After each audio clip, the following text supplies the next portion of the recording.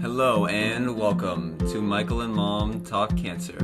I am your official host, Michael Kramer, and And I am Michael's official mom, Ashley Kramer.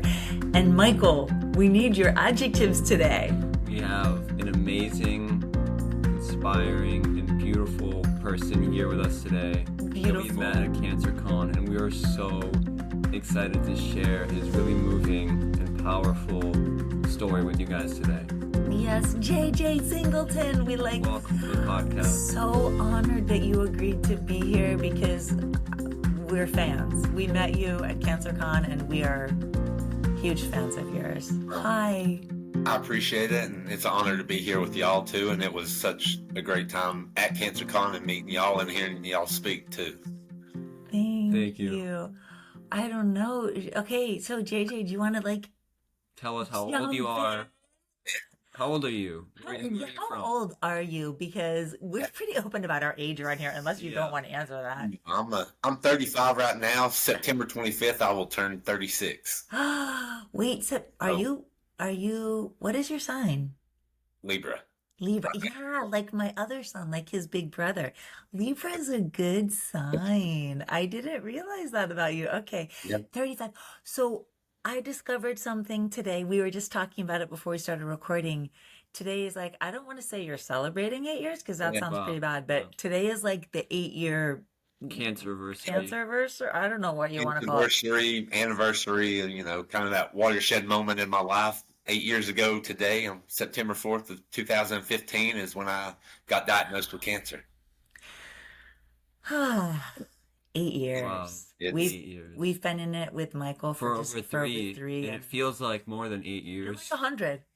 That's why sometimes it feels like it's many, many lifetimes, and then other times Yes. I can remember my life before cancer. Like Me it's too, me yesterday. too. That's so true. That is so true. Okay. Do you want to how do you feel about just kind of diving in Yeah. and sharing your story? We have some questions for you, Okay. but I think that you can tell it best. Do you want to share Yeah. a little? Totally. Yeah. As I said, 8 years ago, I went into the doctor, and he immediately, it was the quickest doctor appointment I've ever had because I'd ignored my symptoms all summer long. So by the time I walked into my doctor, I could pull my shirt up against my stomach, and you could see the tumor in my abdomen Oh my throbbing. God. Oh But my God. kind of leading up to that, in 2015, I got a promotion at my job. I was able to go work out at lunchtime and get kind of back in shape because I was a college football player. Then after I got Oh. hurt doing that, I let my body go. I weighed like 315 pounds. What? Yeah, it was. Yeah, I just, I was sick of being in the weight room 'cause if I didn't have something to work towards, as in, a football season. So I enjoyed the next couple years of college life, partied a little too much, ate Mm, horrible, didn't work out. And it just, okay. I woke up one morning and I was like, I got to change this. So started working out, did CrossFit, and around Memorial Day of 2015 is when I first felt a throbbing in my abdomen. But typical guy, I was like, oh, had a strained muscle, pulled a muscle doing an ab workout or, something. I had a CrossFit competition on August 1st. I was like, let me get through that, and then I'll take some time off and see if it'll heal. Over the Okay. summer, it got progressively worse, and I kept making excuses in my head. An ulcer, something like this. I would lay in bed and read or research like my symptoms, and at the bottom was always colorectal cancer. I was like, no, that's my grandpa's disease. Yeah. I can't have cancer. I don't know anybody really that has cancer or Yeah, anything. because you were 27. Yeah, I was, Yeah. that. And two, by that point in my job, I was choosing not to get health insurance because I was like, I'm 27. I don't want $400 or $500 coming out of my paycheck for Yeah, one time exactly. year doctor appointment. Yeah. So I was like, I'm not going to go to the doctor voluntarily and have to fork out that much money. No way. I feel But you on that. Yeah, I've been there. it's crazy, the price. it was just a bunch of things like that. And then after I did that CrossFit competition, my body just crashed. I couldn't eat, couldn't use the bathroom. I had like a acid reflux constantly. I would get so dehydrated. It's the middle of August, and I'd be sitting in my car with my heater on because I'd be shivering so bad. That And I had that too. he still had went to that the too. doctor. and I probably wouldn't have went. And my mom made me. She's like, "You're turning gray. You've lost much more weight than you've ever lost on your diet before you're going to the doctor." And then it kind of was today, 8 years ago. Went straight to the CT scan with like a huge mass in there, and as soon as they said that, everything lined up in my head, the symptoms, what I was going Right. through, and I was like, it was cancer before they ever even needed to get a biopsy back to me. And then, Yeah. after the Labor Day holiday, went colonoscopy, biopsy, surgery within a week, and that kind of started my whole 8 year thing that we're here to. So I know that you went through it and then I think you went into remission and then you relapsed. Is that Very correct? quick. I was never actually told remission because I ended Okay. chemo. I didn't even get to my like 3 month scan. 6 weeks later, I had a colonoscopy, and my colon was clean. But Okay. like a day later, I was laying in bed and felt that same throbbing start in my abdomen again. And this time, I Oh. was at the doctor's office at like 6 a.m. waiting on them to pull in. And my surgeons, Yeah. and he looked at it and he was like, "All right, we're sending you back down to Duke." Because at this time, I'd already known I had Lynch syndrome, which was the genetic mutation that caused me to have colon Mhm. cancer so young. I was gonna ask you that if there was a history or if Yeah, there's genetics because you were so young and yeah. I'm a complicated story there too because of the area I live in and like the past of my like that side of my family. They didn't go to doctors, and there was people that died young, but they were just like that was God's will, and they were too poor to go and get an autopsy or figure out why. They were just like it's supposed to happen, bury them, and that was kind of Mm. how life went. Okay, where are you from? Why don't you tell everyone where you're from? I remember from your story before, but why don't you Uh, tell everyone? Most people have heard of Asheville, North Carolina, and the mountains. I'm about 25 minutes west of there in a super small town called Canton, North Carolina. Okay, So right. in the Appalachian Mountains, as you can tell by the accent. But I love the accent. So do I. It's amazing. my mom's parents are actually from Miami. No Oh, way. Yeah, my mom lived in Fort Lauderdale till she was like in first grade, and they moved up here. But my grandparents graduated from Miami High School. No no, cool. Yeah. way. That's crazy. Okay, well, we have another link. We have the Miami link too. And no one's really from Miami. I mean, neither one of us was born here. Well, your sister was born here, True. but she's gone. She's left. She doesn't live here anymore. But wow. Okay, so you're in a small town. Mhm. It's like so complicated.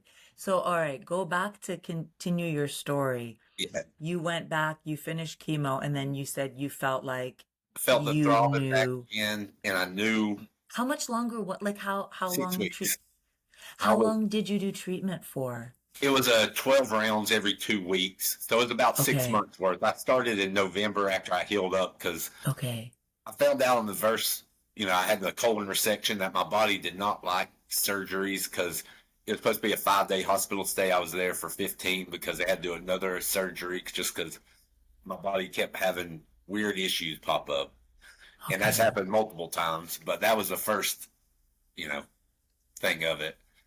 So it was from September or November to April where I was on the first line chemo for colorectal cancer. And okay, then it was about April 20th, it ended, and I felt the throbbing. It was toward the end of May. So it was about 6 weeks. And then went to Duke, you know, biopsies, scans, blood work, all that. And it found out that the cancer had came back, but instead of my colon, it was colorectal cancer, but it spread to my abdominal wall and my lymph nodes throughout my body, which is okay. kind of normal in the mutations that I have in my cancer, but it made it harder because there's no solid organ for them to cut the cancer out. Like most colorectal cancer goes to like the liver, the lungs, where they can, if they catch it soon enough, they can cut that part out, and then they'll do some chemo, clean up chemo, and hopefully, your NED or remission. But mine Right. is just floating around the abdominal wall, and it's a non-solid tumor. So, like, if they went in there to even try to like biopsy it and stuff, it just kind of disseminates through my abdominal wall. So, Oh my God. so who was taking care of you during this whole That time, or were you alone? that was my Well, question because So I'm your just what age, were curious. you were living at not Yeah. living at home?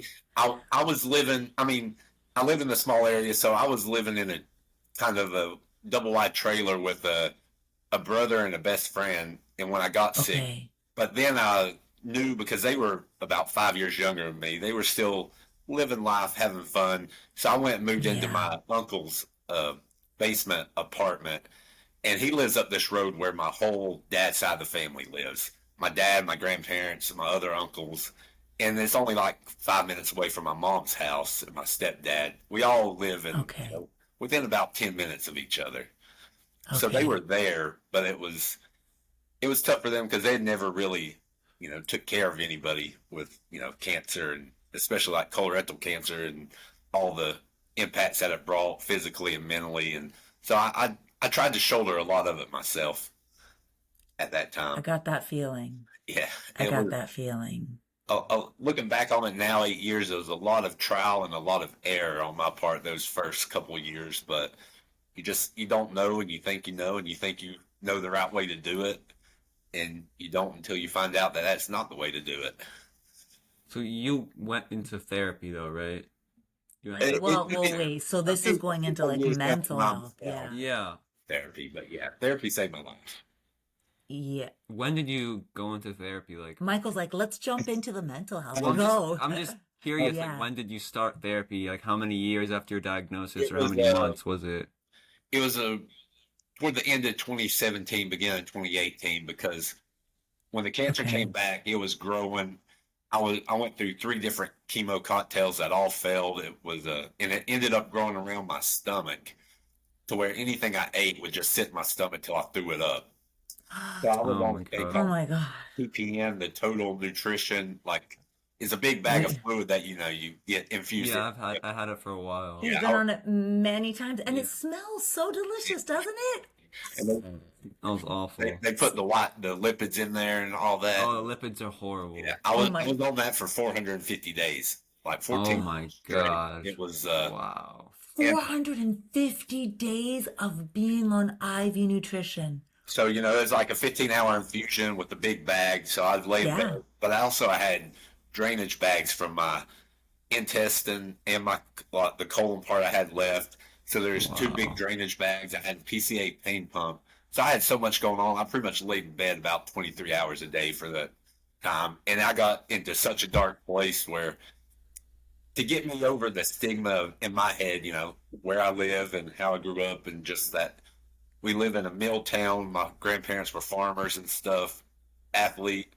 Didn't think I ever needed, mental help or therapy.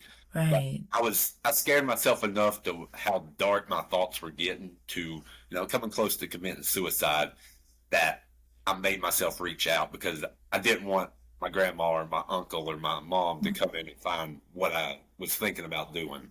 So that's how I got into therapy. But it took me close to, 2.5, 3 years to get over that stigma in my mind for it. Yeah, that's huge. But Yeah, wait, that's I want crazy.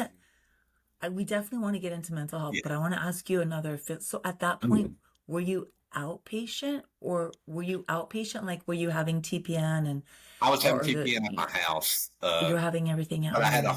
home health nurse that came twice a week Okay, are you there. still living in your uncle's basement at this At this point? time I was, and luckily my uncle, my aunt, and my mom that lived close enough, they would come and help do the whole like bag of stuff because the Yeah. neuropathy in my hands from chemo, I couldn't get the needle into there to shoot the lipids into that or the vitamins that would go into and then the connections. Like if I tried to do them, it would always just mess up and they'd start leaking everywhere.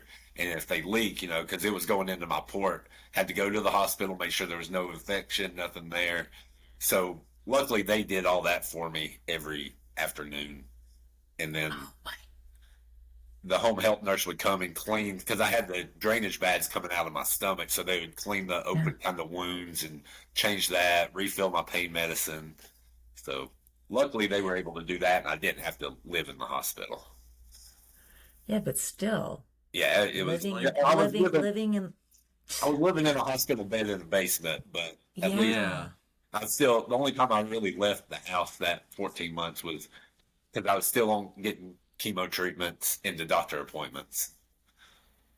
Oh my God, JJ. It's crazy. Wow. Yeah, That's, I'm that just was like the processing lowest all I of this. ever got. Like it was like, is going through all this really worth it, or I, to live this life to just lay here in bed? And the weird part of it that people I can kind of laugh about now because I can eat now. The only thing I ever was able to like, want to watch on TV was Travel Channel and food shows, even though I couldn't.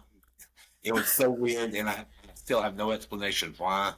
But that was the only thing I ever wanted to watch on TV. So I watched pretty much every show on the Travel Channel and Food Network you could think of. okay, that's funny, and you can laugh at that now, Yeah. but sometimes, like, Michael has an app on his phone that is the waves, like, he can see the waves everywhere, and he watches YouTube videos about surfing all the time, and he can't surf. And I'm like, does that torture you or does that bring you pleasure? And I don't know. I like it. I think it's both. Sometimes I think looking it's at a things. little, it like floats that line. Some days you know, I kind of was like, yeah, this is what I want to be. I want to eat this. But other days I'm like, it kind of brings back the memories of the joy that food Yeah, brings. exactly. Oh my God. So what happened? What happened that Like, how did you get changed? out of that? That's what I was We've gonna seen say. you at CancerCon. We Yeah. saw you and Yeah, in person. you're Luckily, gorgeous. You look great. People that are can't see this yeah. that are listening, you're During that time, I started a clinical trial drug, which saved my life. And it shrunk the cancer enough, but I'm one of the weird patients where it didn't, kill it, but it keeps it from spreading. So I'm still on it today, but it shrank it enough to where my surgeon, who was amazing, was able to go in, cut a lot of stuff out, reroute my kind of intestines and how the stomach kind of went together and connected at different spots to allow me to eat. And that's when I okay. started, being able to get a little bit of a life back and gain a little bit of weight and start, being able to go out on my own because the drainage bags were gone after that. I was able to get off the PCA pump because he took the part of the cancer that was pushing on like the nerve endings kind of in a group of near my spine.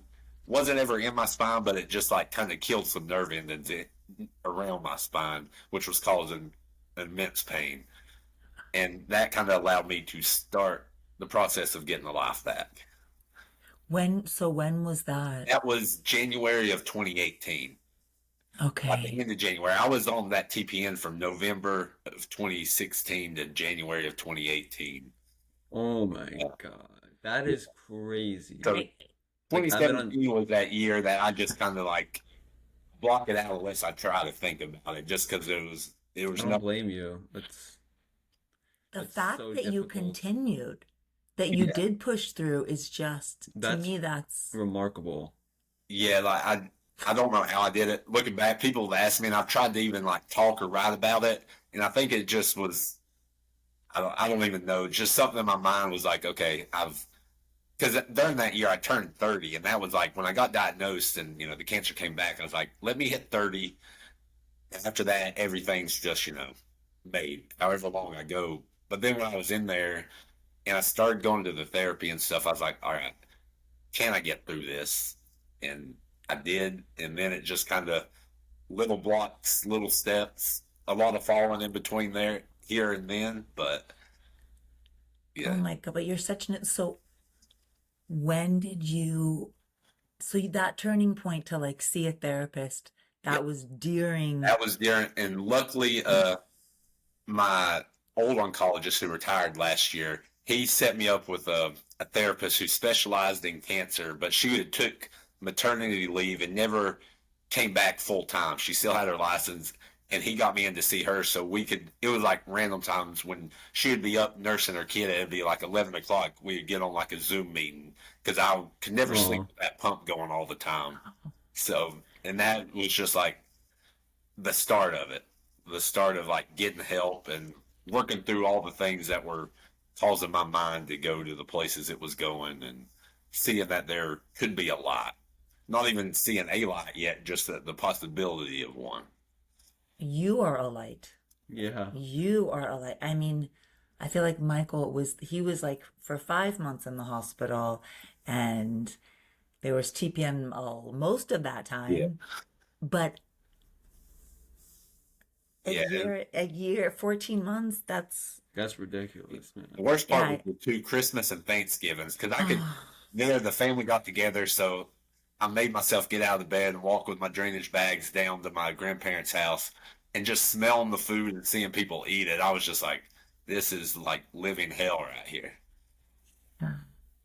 but look who you are. Yeah. So look who you are now. So the reason we met you is because we went to a session at CancerCon that was kind of talking about cowboy culture and about us, in particular, men opening up. And it is, I don't like to say it's easier for women, but it is. It's our culture. Like we do open up more.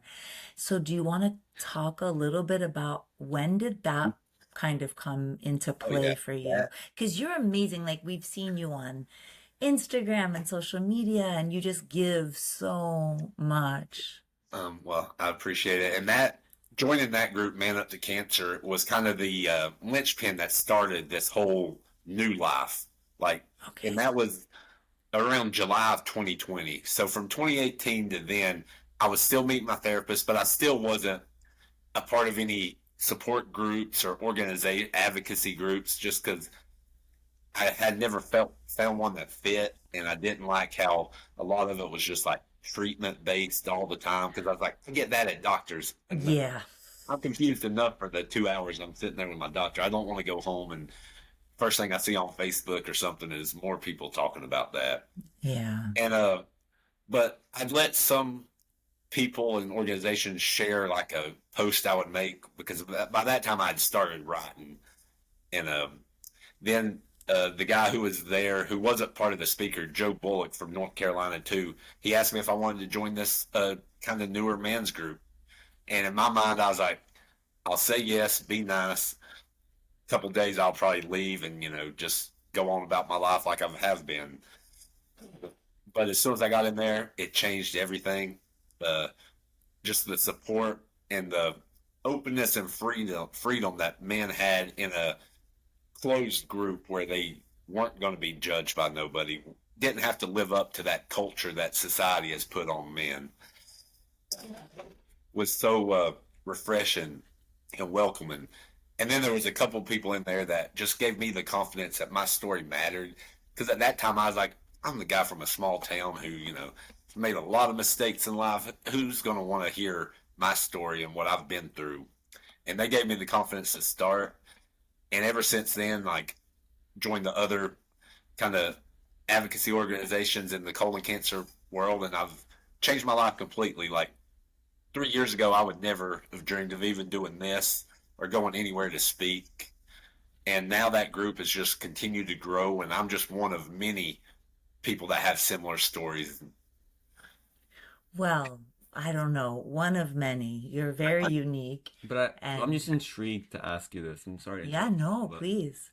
what is your life like now? Like, what do you have planned this week? Like, what does a normal week look like for you now? Because I know you're still on treatment. Yeah. And I know you also travel and you speak and you Yeah. This do a week is lot of that. actually very different because Wednesday I'll be actually flying to Buffalo, and the Man Up to Cancer, we're having our second annual retreat, and there's going to be 120 guys from all over America, Canada, and even a guy from Belgium coming there from Thursday to Sunday, and it's rent out a campground. People, companies, they donate to supply the food, drinks, everything, and it's just kind of what we were talking about. Like you were in that session, and just men being free and able to talk about it and having groups and other people there to support. It's just like that, except, bigger and with guys who have been doing it online for years now. But a normal week, I have a lot of doctor's appointments, and over the 8 years, I've learned to listen to my body so I know when I can like travel, or I know how to prepare myself for that now because I know I got to rest. I know what I can eat. I know Right. whenever I feel tired, I'm going to go take a nap. And, Yeah. power naps are Yeah. like the best thing in the world. Like I can get 30, 45 minutes and then I'll be good for, a couple hours and there. Because I'm at that point where I can't tell a difference if I sleep 45 minutes or I sleep 4 hours. It's all kind of the same. So, Wait, so have you been able to, like, I don't know, to get a job, to go back to that kind of life, uh, or no? I mean, I no, feel like your treatment is still full time. yeah, it's full time. I have treatment every 21 days, and it puts me down every third week. I'm pretty much useless from Monday to Friday because I have Right, every Monday morning there. And even right. after that, I've had so many surgeries. Like some days I wake up and I just know it's going to be a rough day and I'm going to live in the bathroom because I have a foot of my colon left. So anything I Oh, eat, it goes through me really quick. And some days I feel like I could totally go and, have a part-time job right now. I wake up the next day and I spend, 5 of the 12 hours I'm awake sitting in the bathroom. And I'm like, I couldn't work enough to support, my life or, pay my bills or stuff if I had a job. So I'm very lucky when the cancer came back, with the diagnosis of, incurable terminal. They're like, I'm approved with disability and, that helps and pays my bills. So, I know I didn't have to go through a lot of the hoops that I've heard other people have to just because it was Right. so quick. And I have an amazing mom who did all my paperwork while I was sitting oh, in, chemo chairs or in hospital beds and stuff. Okay. So do you still live? I Even though, live I live very close. I live a couple miles away. After I was able to start eating again, I needed a place to where I could just go and like shut myself away from the yeah. world. And there's an apartment complex and they have a government program called HUD housing. So Okay. my rent is a lot cheaper. It's based on my disability, so I'm able to pay my bills, and not be completely broke through the government programs and stuff. But Okay. it's made a big difference just being able to not have to deal with the outside world on those treatment days and those days I know things are just rough, to where I can kind of go in here and be in my own space. Yeah. And it makes me feel like I'm kind of an adult. I didn't want to be like 35, 36, still living there. I mean, I know I would have a totally good excuse to, but just mentally feeling like, all right, at least I do have a little bit of independence, and Yeah. Oh my God. But we feel you. Like, I know Michael still struggles. I mean, he's 22, but I know he struggles sometimes with the fact, like, he's not able to go to school, get a job. And I'm like, don't worry, don't stress. Right now, your full-time job yeah, yourself. is yeah. dealing with this, and doctors like 4 to 5 days a week.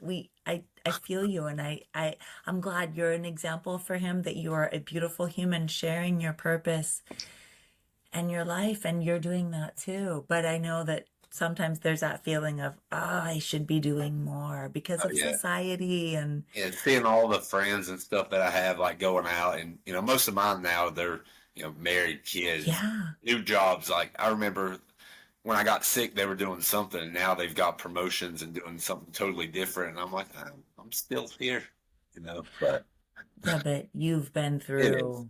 and they all tell me that too. And most days, I totally get that. But then there's those days where I'm just like, yeah, but yeah, we all have them. It's Yeah. unfortunate, but they happen. Of course, I know that Michael has those exact same struggles. So is Man Up to Cancer, is it a Facebook group? It There's like three main parts. The Okay, Facebook group kind of grew unexpectedly, and that's like a huge part of it now. But there's a right. website. Okay, Trevor, who was there, when he's feeling good and recovered from different like operations or something, he usually hosts a podcast. I think he has like 50 some episodes he's put out. okay, Then they have like a kind of not philanthropy side, but they do these chemo backpack programs for men. okay, Like once they join the Man Up to Cancer and they're starting or they're in treatment, they'll send them a book bag with a bunch of stuff that helps during chemo, and then our okay, little gathering. But a lot of like, if you go on and just search that website, there'll be a link, and if you're a man, you could go there. You answer a few questions to make sure you do have cancer and you are or identify as a man or a caregiver who's a man who's went through like your wife or a kid or somebody through cancer, and then you're into the private Facebook group, and it's it's an amazing place, and it's people without cancer probably would totally not get it because Yeah, I realize like as cancer patients we can have a very dark sense of humor that the outside world does not understand. That is true. You Yeah. that is true. know, it's just a random Wednesday with that those kind of jokes or memes or something that the society would look at you like you need to be institutional. It's true. That is our joke. I mean, I know a lot of cancer, I want to say patients, survivors, caregivers agree. It's like the club that you don't want to belong to, but when you're in that club, it's like the best damn club ever. You're Yeah, I've just like, met yeah, some truly amazing people. yeah. Randomly met one of the probably two or three best friends I've ever had in my life through cancer and through social media. You know, lived in Arizona and I live in North Carolina, and that we're best friends It's crazy. through this. So Yeah, we definitely relate to that. Yeah. Gotta get this one on. I think he's gonna have to be on your next retreat next year. Yeah. I'm So thinking about that. is it like once a year that you're actually getting together in person? it last year and this year it's been right around the Labor Day because last year it was a few days later, but it's always right around this time. And usually they'll start like if you're in that Facebook group, they'll start doing the registration like beginning of March. And Right. yeah, And do you guys have like live chats yeah, or I had a feeling. they over the past year they started doing these like chapters. So it's like you're in Miami, there's a South Florida chapter. So everybody in that group that lives like in a certain area, Okay. they have like in my North Carolina group, like we have a Facebook like chat where you can talk. Every once in a while we'll have a Zoom meeting, and then Okay. twice a month there's a like whole page wide Zoom meeting where anybody. Sometimes there's 20 people on there, sometimes there's 100 people on there, and you can just talk and a lot of community and a lot of just you know options for support. So I want to ask you about the Darth Vader I Yeah, wanted to on your ask this on your question. Starry Night painting. I yeah, know. That's so cool. yeah. I'm a huge nerd. Star Me Wars, too. Lord of the Rings, You're Harry talking to Potter. the biggest nerd I'm the biggest nerd ever with Star ever. Wars. Like, I mean, as you can tell, like my arm has like Lord of the Rings, Star Wars, all that. And That's so cool. I found like I've always been a Harry Potter, Lord of the Rings, but I got into Star Wars actually during that month I was on TPM. And it was Oh, that first thing that allowed me a little bit of an escape during that. I would watch the movies or the cartoon shows and there. And then I got into reading the books. And randomly, one of the authors who writes some of the new books followed me on Instagram. And now I have a droid in one of her novels named after my Instagram account. No no way. way. That's so cool. J5145. Oh, that's Yeah, amazing. that was That top tier day right there. That I like, don't know much that can beat that. That's yeah, Michael is well, it started from his mom, but I love Star Wars and then he is like a huge Star Wars nerd. And when I saw your Facebook page, I was like, "Oh my God, Michael, look at his Facebook page. We have to ask about this. There's like the Van Gogh and then Oh, there's yeah. Darth Vader." Yeah, that was my grandma randomly got that off one of those websites or something. She was like scrolling through and she's like, "I seen it, had to get it for you." Okay, so this is what I wanted to ask you. So I know that with your family and your dad and that culture, it's a very closed with Mhm. what we've been talking about. It's really hard to communicate and talk, but has it changed since you have opened up? Has your family opened up, or is this more just you personally? Like, do you feel your family has followed suit a little bit, or is it I your think own personal? a little bit of both. Like they are definitely more aware, more opened up to talking and what me or other people are going through and the effects that it can have like mentally and emotionally on you. And they're more conscious about their health. Like most of them will go to doctors. One of my brothers still, we have to like shame him into going to get his colonoscopy and stuff there, but it's definitely improved. But they're still just they support me fully, but sometimes it feels like they don't really still understand why I have to do so much about mental health and be so open about things that a lot of people feel should be private Right. there. So, it's ongoing, but it's generations of, not talking about it that all of a sudden I just one day changed when I started being like, yep, It's instilled, it's in the culture, yeah, and it's not, it doesn't happen for people overnight, except that you had this huge revelation because of everything yeah. you have been through. I mean, you're looking death in the face. That's the thing about cancer, is that we all know we're gonna die, but cancer makes it like it's right there. Like that's like when I did a video for this YouTube company there about like living with a terminal illness, and people would comment when I'd share it. Like not people I knew, just random people would be like, "We're all dying. Everybody's dying someday." I'm like, "Yeah, but you don't have to like wake up and that's not the first thought on your mind. You're not looking I at can't it." believe someone would comment I that. know. I can't believe someone would comment that either, That's And horrible. but yeah, I, it's totally different when you have to get up and you're going to doctor appointments and hearing those people talk about it. Or I tell the story about, this clinical trial saved my life, but I had to fill out hundreds of pages and stuff, and everything at the bottom was like, oh, and this could kill you, and this could result in death and stuff. And yes. after a while, I get numb to it. And then I look over at my mom who's doing it there, and it's just like, can't believe that you got to sign away to all those things. Oh, It's, I remember when we talk about our story when Michael went in for radiation before his bone marrow transplant, and all the things that the doctor said to him about the side effects, the long-term effects, this can happen, that, and the yeah, bone marrow transplant, like you just like, it's terrifying. mhm. It's Yeah, terrifying. it is. And every single medication, every single one that he's still on, which is a long list, I'm sure it's the same for you. It's the same thing. They all have all of those disclaimers. By the way, I Yeah. laugh when I'm at treatment. They come in with the bag and they're in the gown and the gloves and wearing the mask and I put it in know. a plastic box, and I'm like, is that stuff really safe to be going inside, like right to my heart? Well, yeah. I'm just like, you want to like hold it with your bare hands so I can make sure. We just had that conversation about eculizumab, about one of the medications that Michael was on for an infusion that he was on for a while. And the doctor was like, you know that it's completely toxic, like telling us we're talking about it now. And we're like, yeah, but he needed it and Yeah, it's still like you here. read But the little it's, warning thing at the infusion center, and they're like, if the bag breaks, special soap, wash your hands, stuff. And I'm like, man, that stuff's going inside of me right now. Yeah. It's crazy. crazy. It's But very insane.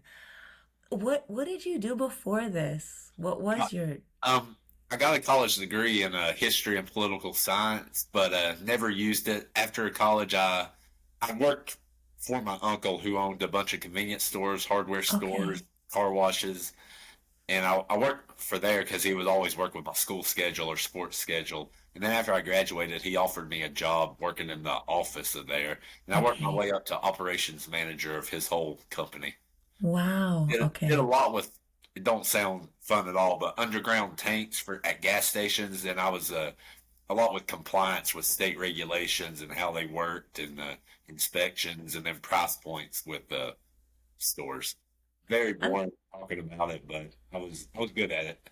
uh, well, we can tell you're smart because I've read some of your blogs, so I know you're a very smart guy. Hmm. I still can't picture you over 300 pounds I know. though. Me I'm neither. There's still like, when you said that, I was like, what? I know you were a football player, but that That was was a totally different way. But if you go back totally on my Instagram, and I usually post the same pictures around like January 4th, because around that day of 2015 is when I first went to start working out again. You okay. can see pictures of me being like 300 pounds. I I Very can't different. imagine it. I can't imagine. I mean, we look at pictures of Michael before cancer, and it was kind of the opposite. He was like really muscular and Yeah. fit and tanned and blonde, and Hmm. then now So you're mine was like, Skinny. I went 315, and then August 1st, when I did the CrossFit competition, I was around 240, and I looked like muscular again. And wow. then 2 months after that, I was 180 pounds. Wow. I went Yeah. from 315 January to 180 in October. But you look like you, I don't know. You look like you work out. Are you able to work out or not at all? It's just you're built great. That is some good genetics and a big dose of steroids every 3 weeks. Okay. Like I Yeah. got a little bit of resistance, like stuff to work because I have a lot of bone and joint pain, and my therapy Yeah, said me too. Yeah. very light resistance bands to just do like arm stretches and stuff. It's helped my joints. And they're like, well, you got so much steroids going in, you, even a little bit of work is going to make it look like you're working out. Oh, So, that's that's good. The yeah, steroids messed him up. yeah, yeah. I hate steroids. Like after Yeah. chemo, it's like two totally opposite ends of the spectrum. So steroids keep me up and make my mind go a million miles an hour. Yet I'm so tired I can't get up and go to the bathroom. And Yeah. I'm just like Yeah, laying there in the middle of the night, like this is like living hell right here. Can't it's the sleep. worst. Want to go to bed. Want to just Steroids suck. sleep Yeah. away. Yeah. What are you? Is it prednisone or? Yeah, prednisone straight into the port. Yep. They upped my dosage about a year ago because I was having to get iron infusions and my blood the cells weren't accepting the treatment as good, so they're like, we're going to up the dosage by half, and that's made me not have iron infusions in a year, but it's made me have to be like, Oh my God. so. And the cravings when I'm sick, that's like the worst thing. Like I'm throwing up for 12 hours straight, except I'm craving to eat everything in the house. Yes. Yep, Oh that's definitely how steroids go. oh my goodness. What? I don't want to ask, but like, how are you doing? Like, Okay, I got a lot of stuff coming up. Right after CancerCon the next week, I had to go to a pulmonologist, do some breathing tests, and now I got a bronchoscopy coming up because they don't.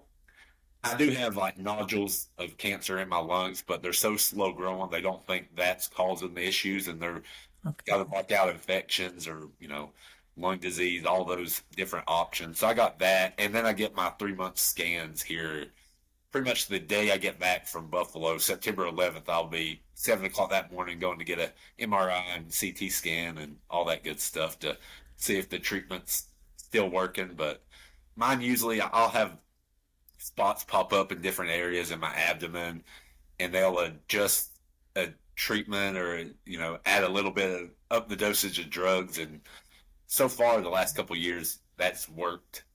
At some point, it's not going to work, and I'll have to go to a different drug. But we will face that bridge when it comes to Yeah, it. yeah, I'm yeah, enjoying kind of yeah. treatments and chemo suck, but I've learned to kind of adjust my life to it. So I really try to enjoy the good days during those 2 weeks in between. Luckily, I'm on 21 days, so it's every 3 weeks now. But Oh my it's God, but still you are a light. So I see this with Michael. Like I live with him. I'm with him. I'm his caregiver, and we live together. So I do see that people see him as this big positive light, but I also see him when he has, of course, you have to have dark moments. yeah, Duh. Everyone does. I'm sure you do too. Do you still yeah, like, and Michael will be like, okay, like he has a therapist and Yeah. he's like, you know what, I haven't talked to her in a few weeks. I need to talk to her. yeah. Or I don't know how is that still, do you have an ongoing, I know you also have Man Up to Cancer, but But I Man Up to Cancer is really great, but I feel a lot of times I'm there and I want to help people and answer right. questions. Right. I see people just joining and they're just starting in the fight, and I'm like, I never want them to get as bad as I was. Right. But I have an appointment every 2 weeks with my therapist. One is more focused on like me and the kind of dialogue in my head to keep me from going down those spirals. And then I have a lot of PTSD from all the trauma and stuff. So one's like focused on triggers and how to deal with that part. Because random times I'll wake up and my bed will be completely soaking wet with sweat, and I feel like I could still feel the tubes coming out of my abdomen and the pain pumps and everything, and I like freak out thinking I ripped them out, and that causes me to Oh, like be in just such a weird place for a couple of days. So I try every 2 to 3 weeks have like an appointment and just talk about smells that cause me to go back to the hospital, like in my mind, Yeah. triggers. It's the triggers are so real. yeah. The triggers are, Totally relate to that. Yeah. On it. I was walking through the grocery store the other day and somebody had broke something or spilled, and they used some kind of cleaner, and it smelled just like going into the operating room. And I was just oh, like sitting there, like hair stood up all like on my arms and stuff. I was like, oh, gotta get out of here. yeah. That just happened to us. He has thrush right now in his mouth, and it brought back a I memory got of, a lot of mouth issues. Like Yeah. that Yeah. fatigue and like mouth issues are my two constants that I've had so many treatments, they never leave now. Like for about 2 years, I've had cracks on my lips and my like blisters on my tongue and stuff. And it's, Yeah. Yeah. yeah, But sometimes those are like just the little triggers too that we can I mean, I see that with him. I know I'm the caregiver, but I see it. And there's triggers for me too. yeah, totally. Definitely. It's triggers for all of Like, us. I don't think I my mom's the same way. Don't like to admit it or stuff, but like if she could never go even like her medical stuff, if she could do like outpatient stuff or not have to go inside the hospital, do something at a doctor's office, she's like spent way too much time there over the last 8 years. Yeah. oh, I know. So has your mom been the main one that when you've needed a Like, person, has she my been your mom, person? my mom and my grandma and my aunt were like the ones that were there, and my mom wasted pretty much, or not wasted, but used 10 years worth of her paid days off or time Oh, off and stuff. So she has like no vacation time now, and she's building it back up now that I haven't been in the hospital in over a year for surgeries or anything. So she's building a little bit of it back up, but she was there every single day, and oh, yeah, so I would not be here without her. Oh, Would have me never, too. I would never learn to fill out the Medicaid, Medicare forms, or disability, all that. I would be lost. Me too. I we definitely understand that. Yeah. I mean, we just want to ask you like some final Do you want questions some like here. They're kind of fun a questions. few fun one and then a couple of serious ones? Yeah. Feels good. So, what's your favorite movie and why? Favorite movie would be the Return of the Jedi. Oh, yes. Okay. Yeah. Yes. Just because of the hope it gives at the end. After I'm big into that, and that's kind of what my meaning of like the whole Jedi and stuff is like good people, but it brings hope to a dark galaxy. I I love that. I love that too. I agree with you on that. What about, do you have a favorite book? Uh, Phew. Well, It's hard. other than it's called the Fallen Star, which is where my droid is a Star Oh, Wars book. There's also a Star Wars book called Lost Stars, and it kind of tells a story of best friends grew up on a planet. One went with the Empire, one went to the Rebel Alliance, and they're always like on the outside of the main storyline. It'll like okay. tell you the main points you see in the movies, but then their story's like right outside the screen, and it follows them through everything. And that was one of the first books that I'd read in a long time after like Harry Potter was always a favorite, but that was like growing up through school. Yes. This was the first one to get me back into reading.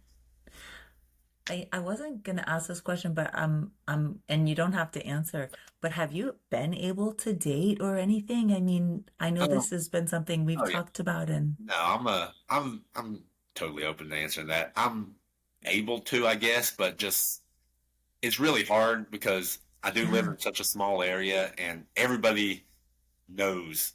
Very first off is I'm the guy with cancer, and it's right. not going to end. And that's been a lot on me. I don't ever want to put that on somebody I would want to date with because I'm like, my life can change in a scan in 3 months, and if I go back into that and I don't know how the next treatment's going to act, I would not be a good person. So I have to get over that hurdle in my mind. But then also, it's hard in a It's town hard. of 1,000 people. If I go on like a dating app, it's like my high school yearbook. Uh, I it's a very know. That's hard thing. funny. But yeah, who knows? In the future, hopefully, maybe find somebody in there. But With we your just, travels and the people that you meet and I don't know. yeah, Because it's you're so beautiful. That's I don't know. I was just thinking that about you. You're such a beautiful human. I Yeah. felt that for Michael. He's seeing someone now, and of course, it's day by day. yeah, Day by day. it is. I've learned not to, you know, judge my life on that part of it. It's hard because I am like the only one of my friends that isn't married with kids or something. So Right. take it day by day and just, allowing the future to unfold. Yeah. If you could have a magic wand, I would really like that. I'm sure. what would you do? I mean, the obvious would be, if you could cure people, to do that and make them healthy. Yeah. Yeah. But if not, I would, just be able to transport myself wherever I wanted without the travel. Okay, I that's fun. literally said that with my daughter this morning. I'm not joking. It's in my phone in my text. I'm like, I wish I had a magic wand because she's in Vancouver and she's Yeah. not cancer, but was feeling sick today. And I'm like, I wish I could teleport there. And Yeah. that is so true. Like, I hate driving. I hate riding in a car, even though I do sleep better when I'm traveling than I do at night in my bed most of the time. Like, I'm that guy that if I'm on a plane, I fall asleep before we even take off. It's just some of That's a that travel. superpower. Yeah, but I hate having to do it. So it's like, if I'm like, I got to drive 30 minutes, that like ruins my whole day. And stuff just, yeah. Yeah, I feel you. Is your hospital far? You go to Duke. Is it far? Well, I have my team at Duke, but I have my local teams in Asheville, so it's about Okay. 25 minutes. And most of the stuff with Duke is all through Zoom now. Okay. It's, the Asheville's hospital and Duke, they're under the same umbrella, so they share everything, and it's Right. just easier to Zoom call them going over scans and blood work than me driving down there. That is an advantage now It's- with virtual appointments. I feel you on that. One positive about the whole COVID lockdown is I didn't have to make 3 trips to Duke every year anymore. Now it's all just sitting like this. That's actually true. COVID did do that for us. What is your lasting message you want to leave us with and leave the audience with? If you could just give one last message. You never know when things are going to change. Yeah. You live your life, and even if things are in the worst possible place, they can always get better tomorrow. I was down to my last option. It was clinical trial or I'm going to hospice. And, if the clinical trial didn't work, it was hospice, and I was saying bye to everybody. And I know there's a lot of people where things don't work out like that, but you never know if you're going to be the one where it does. And your life can change completely after that for the best. So just never give up hope. I know that sounds hallmarky in a way. No. No, but it's true. It's It needs true. to be said, and people need to hear it, especially when you're going through the bad days. Beautiful message. I love It is that. a beautiful message. It reminded me of something, but that you also said that, you've been going through this for 8 years and you've seen people in those 8 years that have been through it and are all better now and have moved on. And then there's also people that have not made it, and you just have to keep going Yeah, forward and keep your hope. And I agree. Is there something you wish we'd asked you that we didn't ask you? Nah, y'all hit all great questions. The total Thank you. spectrum of them. The medical, the life, the fun stuff. It was great. All right, so this is like maybe a hard question, but usually we try to end with this one. If you knew that tomorrow, because you've been there, if you knew tomorrow were your last day, Michael's been there, or thought, what would you do today? If you knew, 'cause we don't know, but if you knew. I would hope I'd be able to get all my best friends and all my family members, and instead of it being solemn, I'd want to throw a party. I don't hide from it. I loved to party when I was younger. I will never deny that. That is part of me and what made me the person I am today. And I want people to, celebrate. If I knew it was my life, celebrate the life that I had. If you loved me, celebrate that. If you didn't really like me, hey, celebrate. I'm not going to be here tomorrow. So it's a win-win. And I just, try to make people enjoy it as much as I could. Oh, you are a celebration. Yeah. Thank you so much for Oh being on my our gosh. podcast. Thank This y'all. was an amazing episode. JJ, Yeah. you're beautiful. Your social media, I'll Yeah. put it, but why don't you tell us for the people that just listen and don't look? I'm on Instagram as JJ5145 and Twitter is JJ Singleton1. And those are my main things. I am on TikTok too, but I cannot remember my username. That's But okay. search JJ Singleton and I'll pop up. Yeah. Thank you so much for Thank you. agreeing to do this. Thank y'all for having me. It really was great. No, meeting you was a joy in our life. So, And this is an official goodbye from your host, Michael, and and Ashley, and JJ Singleton. Thank you. Thank Thank you. You are amazing.